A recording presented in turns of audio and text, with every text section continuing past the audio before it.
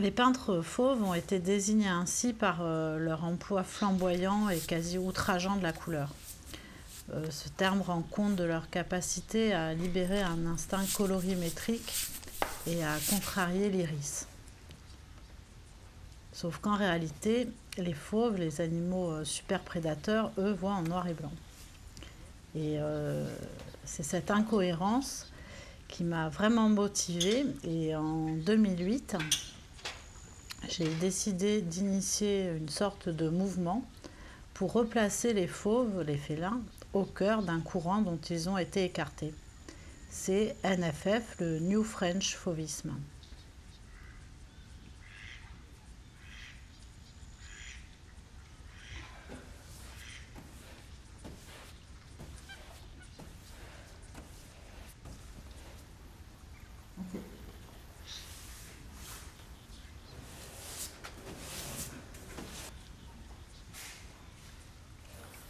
C'est là que j'en suis venue à travailler sur la figure du dresseur de fauves avec ses représentations. Il continue à s'imposer pour moi comme un concentré de valeurs symboliques et mythologiques, et ce, malgré l'actualité brûlante qui malmène au quotidien cette profession.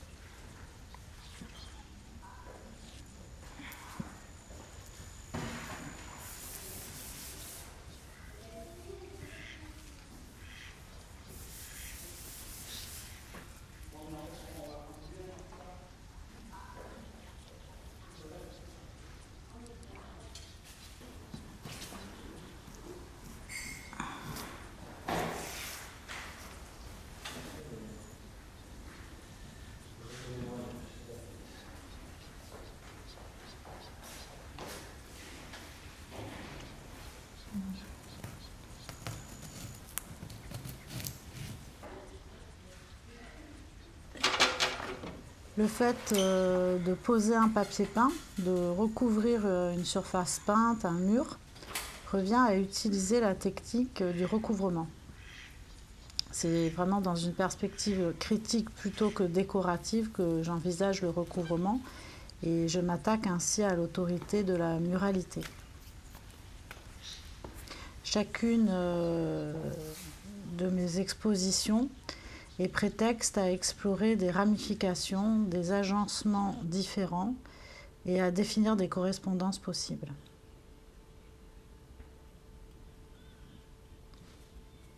Il y a 20 ans, j'ai commencé une collection d'imprimés fauves. C'était pas encore rentré dans la mode, mais donc j'ai fait. C'était ma première collection par eBay. Donc là, par exemple, t-shirt, écharpe imprimé Jaguar. Là, on a un exemple panthère, ceinture, soutien-gorge, culotte panthère, petit haut, avec des distinctions de coloris. Là, on est plutôt dans l'Oslo, enfin le chat sauvage ou la civette. Donc une veste de costume. Panthère à nouveau. Tigre. J'ai à peu près accumulé donc, dans cette collection par eBay, donc internationale, environ 300 pièces. Comme ce ne sont que les dresseurs qui ont le droit de garder, ils sont les seuls en fait à avoir le droit de garder la peau de leurs animaux. Ici on a Gunther Gebel-Williams avec sa panthère Kenny, qui est donc un artiste, un animal artiste de cirque. Donc j'ai décidé de reprendre la peau échelle 1 des animaux en composant à partir de vêtements à la manière d'un pulse, en ne retaillant rien. Et j'ai aussi fait, après Kenny en panthère, j'ai fait aussi une peau de lionne, donc sans imprimer, à base de vêtements unis militaires, de tenue des sables. Et j'ai aussi réalisé par exemple ici Sandra. C'est une des tigresses préférées de Frédéric Edelstein. Voilà. Donc les vêtements sont entiers. Là il y a un jean, un manteau imprimé tigre, une veste et un foulard pour la queue.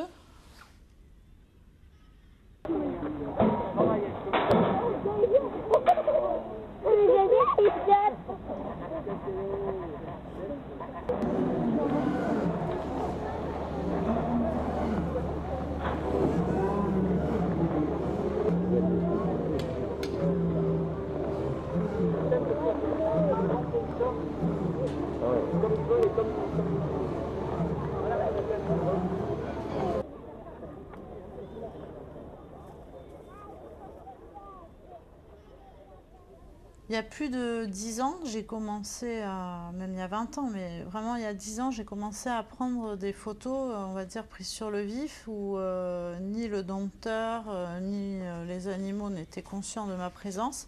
Donc on est derrière les barreaux et c'est des moments dans la ménagerie, comme là, une sortie de cage le matin pour une répétition, où le dompteur n'est même pas encore habillé. La compagne du dompteur lui porte ou lui tient son vêtement. Elle est à l'extérieur de la cage. Après, je suis passée à des photographies pendant les répétitions ou pendant le spectacle. Voilà, des choses qu'en fait tout le monde pouvait voir, auxquelles tout le monde pouvait assister. Après, j'ai quand même commencé à photographier des moments qui sont en dehors du champ public et qui n'ont aucune valeur, on va dire, pour le spectacle, mais qui sont plus de leur vie personnelle et intime. Après, je suis passée à l'intérieur à des moments où j'étais présente lors des répétitions et du montage de nouveaux numéros, et où je pouvais être filmée à travers même les barreaux ou en étant derrière, en tout cas, le second rang des barrières et contre la cage ou voire dans la cage. Et donc tout ça, ça s'est fait au fil des années et ça a été assez progressif finalement, dans un autre type d'observation en fait, et de moments de travail où à la fois moi je travaillais, mais je les observais en train de travailler ou de répéter.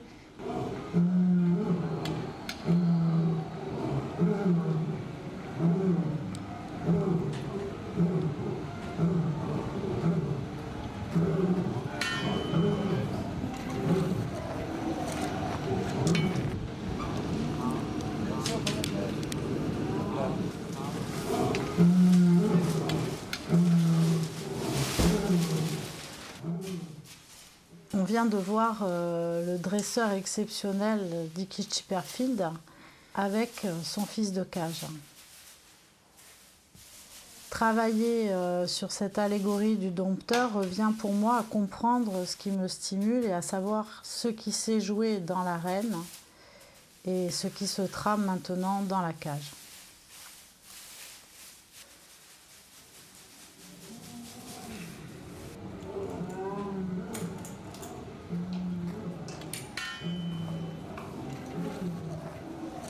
J'ai exploré l'origine des belluaires, des mansuétaires, et il y aura eu les premières captures, puis les combats pour asseoir l'autorité des puissants, les ménageries princières jusqu'aux premiers apprivoisements officiels.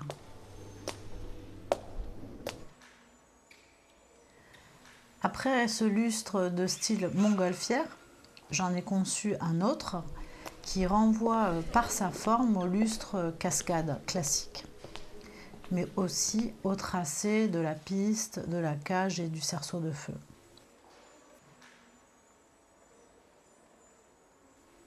Les chaînes se dessinent en opposition au minimalisme qui est contenu dans la structure répétitive et dépouillée d'une grille, et leurs ombres épousent différemment chaque espace d'exhibition.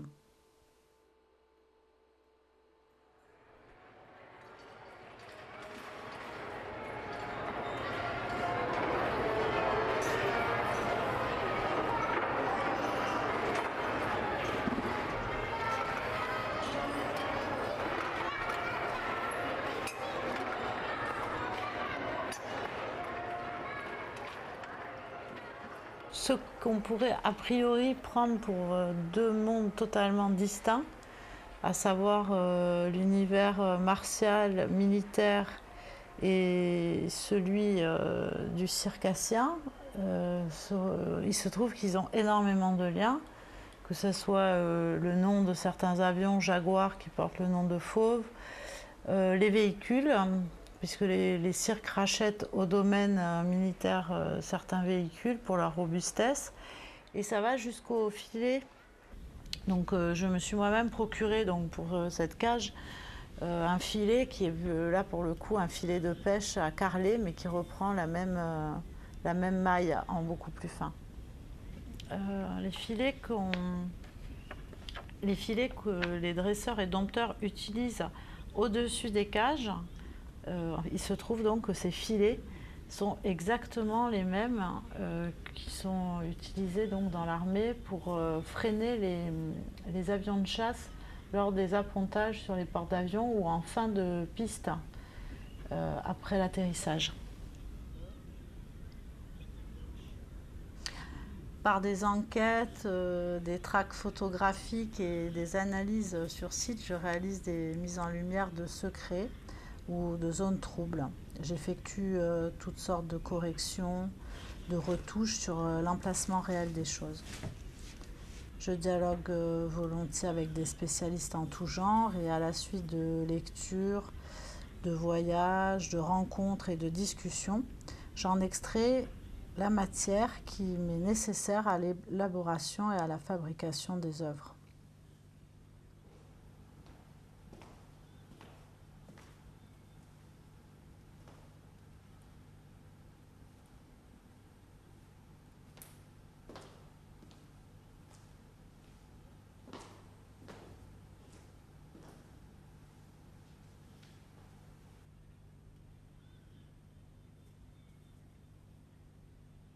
Sans la grille, il n'y aurait pas eu la cage, et sans la cage, il n'y aurait pas eu de dresseur ni de dompteur, ces métiers incroyables.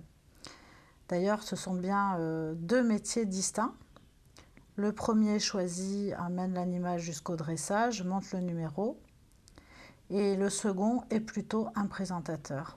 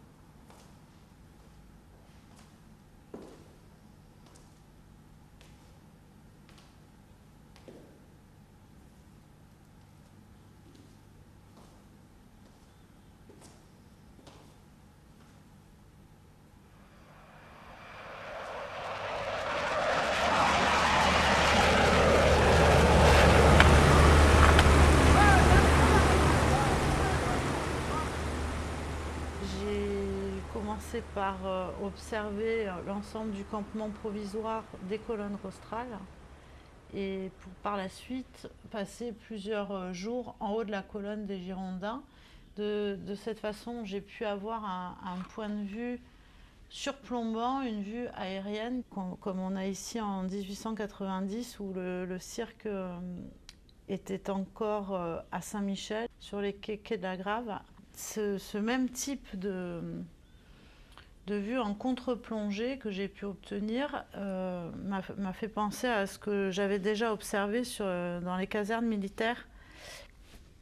Ça s'est passé sur la base aérienne de Cambrai, où il y a eu beaucoup de meetings aériens qui s'appellent les Tiger Meet, NATO Tiger Meet, qui sont des rencontres de pilotes de chasse, donc qui s'habillent et qui arborent en livrée de leurs véhicules comme de leurs avions une peinture tigre, d'où les NATO Tiger Meet.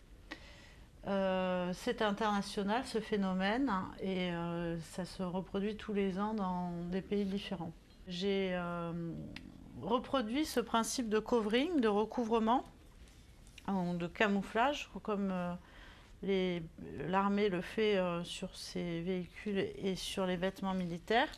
J'ai reproduit ce principe donc en camouflant, de manière inversée, en camouflant Le cirque, qui normalement porte des couleurs attrayantes, et selon le territoire d'occupation, le cirque, on voit que le cirque disparaît totalement.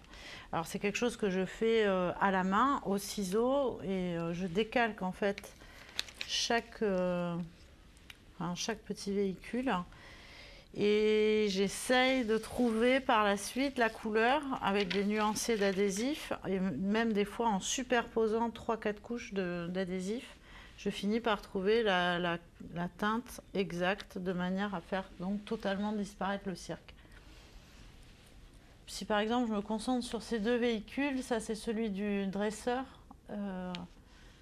et ça c'est l'habitation du dompteur. Donc ces deux véhicules-là, par exemple, quand je les ai camouflés, j'ai étudié leur forme, j'ai trouvé le modèle, que ce soit américain ou de fabrication française.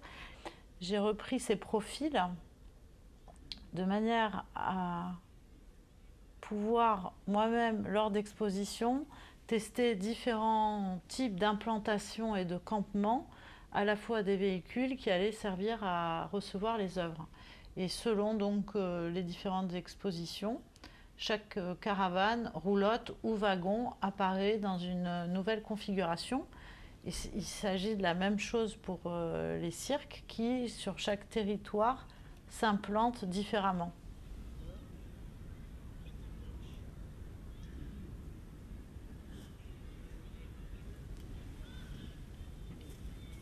En 1880, les dompteurs portaient encore des vestes comme celle-ci, des dolmans, ce qu'on appelle des dolmans, des vestes de hussards, où en fait les brandebourgs servaient de pare-griffes aux fauves.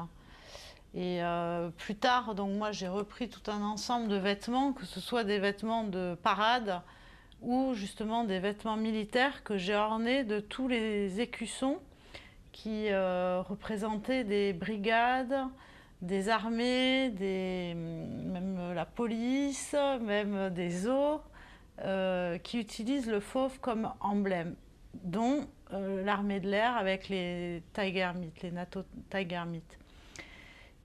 Donc il y a vraiment des liens entre l'armement et l'ornement.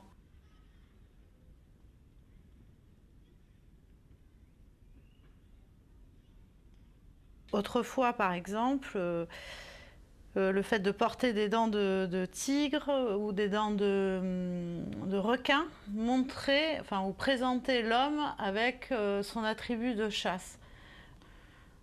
Moi, j'ai fait cette équivalence de dents d'humain, puisque la terreur aujourd'hui est plutôt incarnée par d'autres hommes. Donc, ce sont des dents, mais sculptées dans l'os de bœuf. Hein, ce ne sont pas des dents humaines. Il se trouve que le vêtement du dompteur est la seule fantaisie à laquelle il a droit. Donc il y a eu des dompteurs, donc là on voit style boléro, enfin un peu boléro comme les toréadors ou les toreros. L'homme nu, donc avec la peau, ici le dompteur de Pindare, donc torse nu présentant un tigre. Comme il y a eu par exemple aussi des dompteurs type dompteur Tarzan, donc juste en slip panthère, qui avait la croix et encore à l'époque le couteau, même s'il ne servait pas, le petit couteau de taille. C'est sa seule fantaisie possible, puisque tout le reste, chaque intonation de voix, chaque mouvement, chaque comportement est repéré par le fauve. Il n'y a que le vêtement qui peut changer. D'un numéro à l'autre ou d'une année à l'autre, les tenues évoluent. Donc ici plutôt des zébrures, hein, des tigrures en type feuille d'acanthe ou ornement espagnol, hispanisant, ou ici une espèce de trame de quadrillage avec des zébrures, un mix entre les deux. Enfin, on dit même que le dompteur est l'ornement de la ménagerie.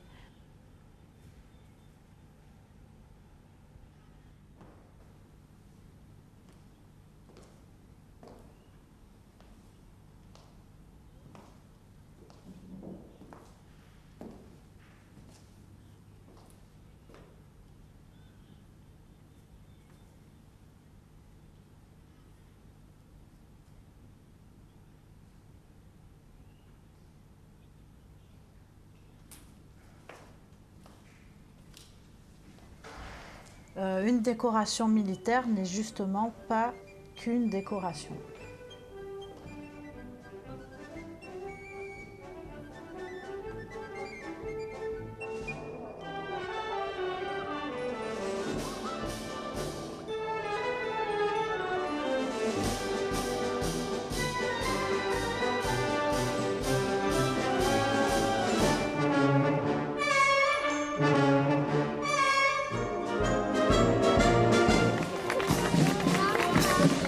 Un détachement cynotechnique du 17e groupement d'artillerie.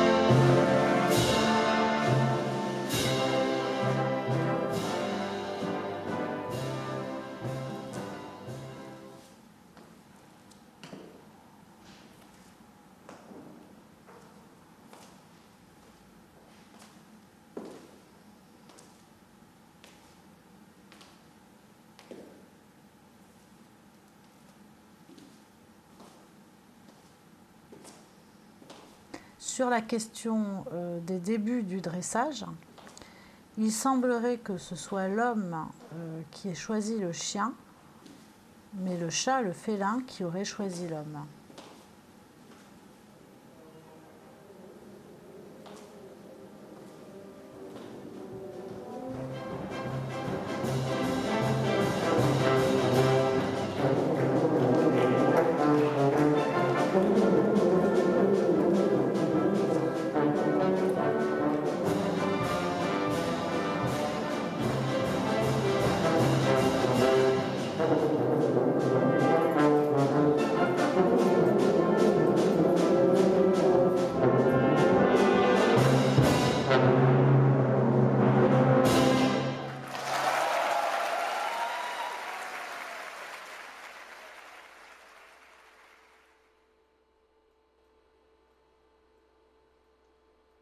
Comme elle est belle, cette Garonne. Moi, mon océan, c'est une Garonne qui s'écoule comme un tapis roulant, chantait Nougaro. Nous verrons Marmande tout à l'heure et Bordeaux, bien sûr. On voyait tout à l'heure cette tomate de Marmande, c'est que la tomate est venue des Amériques, bien entendu, ça fait partie de ces fruits qui sont arrivés de l'autre côté de l'Atlantique, et c'est l'hybridation naturelle de la Ponderosa et de la Mikado qui a donné naissance à cette variété tellement savoureuse de tomates de Marmande, Marmande dont voici l'église Notre-Dame, avec, comme vous le voyez, son très joli jardin. Très jolie taupière, comme on dit. L'art des taupières, c'est l'art de tailler les buis pour en faire d'aussi jolis dessins que ce que vous avez là sous les yeux. Particulièrement soigné dans le cas présent.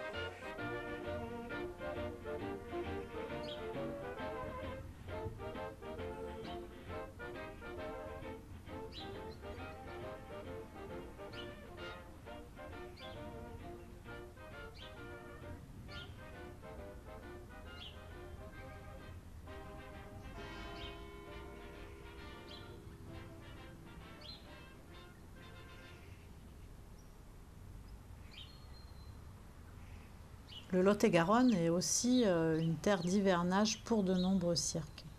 Déjà en 1922, le Zoo Circus des Frères Court y établissait ses quartiers d'hiver sur un domaine de 18 hectares avec une ancienne station de remonte de l'armée à Miramont de Guyenne. C'est justement dans ce contexte, cette situation géographique particulière, que j'avais appelé mon exposition à Montflanquin la baie des Fauves.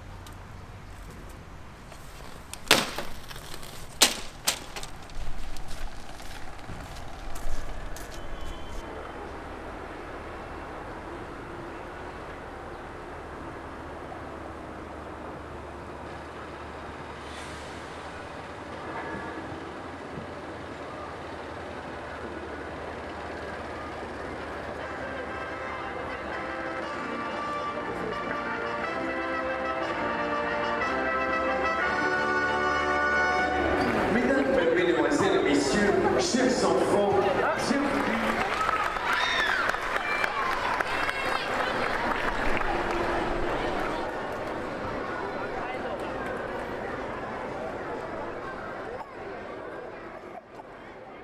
Après les imprimés de couleur fauve, je me suis intéressée à ceux qui étaient de couleur, disons, artificielle, comme cette panthère verte ou ce jaguar couleur jean.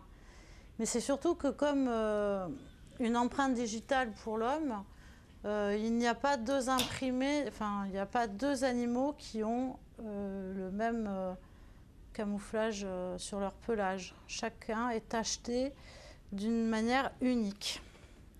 Ce patron m'a servi, ce vêtement m'a servi de patron pour réaliser le motif en cours du collège Aliénor d'Aquitaine, sachant qu'Aliénor est la mère de Richard Coeur de Lion.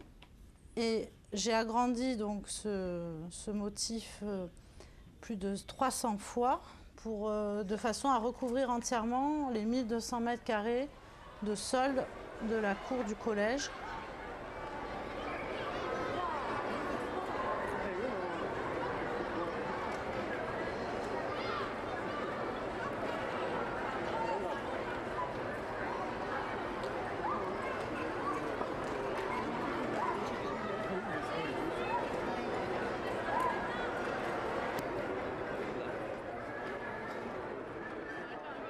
On retrouve ces mêmes formes de toute façon dans le caryotype et les chromosomes de la division cellulaire humaine, comme dans les imprimés panthères. Et ce même motif, par contre, à une autre échelle, m'a permis de réaliser aussi le covering, c'est-à-dire donc en adhésif, du projet de la petite caravane pour l'été métropolitain.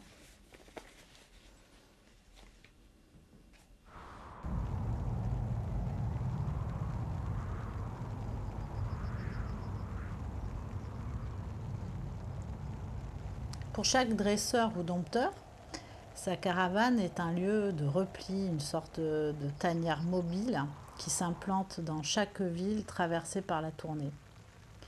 Les habitations roulantes sont des véritables réductions domestiques. Elles contiennent des éléments mobiliers, du couchage, des tableaux, des tapis, un coin cuisine-vaisselle, parfois une bibliothèque et même un vestiaire, avec les vêtements de travail, les accessoires de piste et des objets de toilette usuels.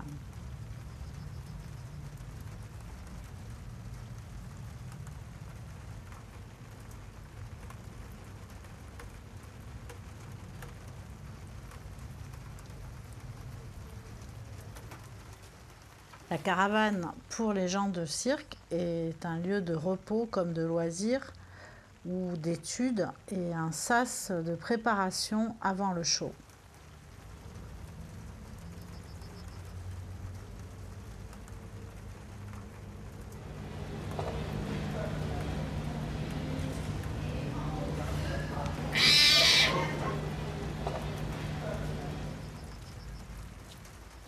Mes expositions font elles aussi preuve de nomadisme.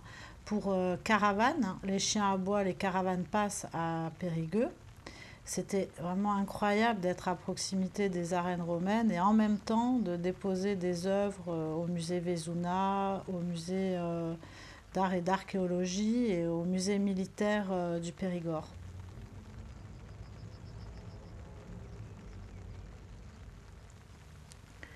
Pour l'exposition Fauve Attraction au château de Jeaux, la connexion et le déplacement hors Aquitaine étaient plutôt liés à la localisation du territoire des peintres fauves et le fait d'emmener des œuvres vers le golfe du Lion.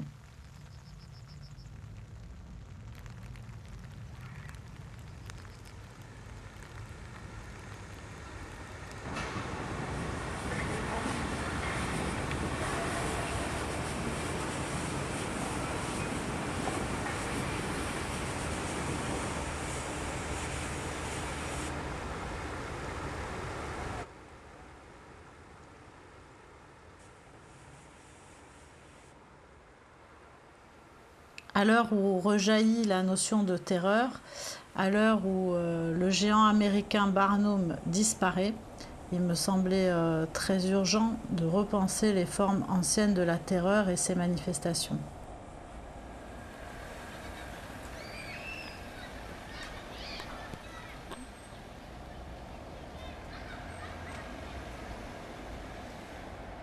Depuis l'Antiquité, les combats de fauves avaient cette vocation, mais aujourd'hui, même si le danger de mort subsiste, il est plutôt question d'exposer l'amour, voire la complicité entre l'homme et les animaux sauvages.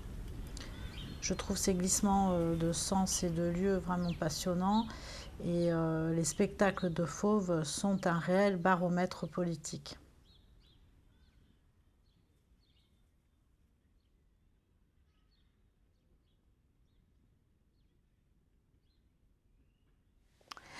Chaque année, comme le veut la tradition, les maires des villes reçoivent toute la troupe, ici en l'occurrence Alain Juppé. Il s'agit à la fois de moments de coutume, de politesse et de négociation durant lesquels le maire accorde au propriétaire du cirque, Gilbert Edelstein, et à son directeur l'autorisation d'implantation du chapiteau dans sa ville. Le dompteur est alors reçu dans les salons de la mairie avec sa compagne Sophie. Et de ces moments, de ces instants publics, politiques et décisionnels, j'en capture aussi de quoi réaliser des œuvres. Car finalement, les instants que passent les dompteurs en dehors du cirque sont très rares.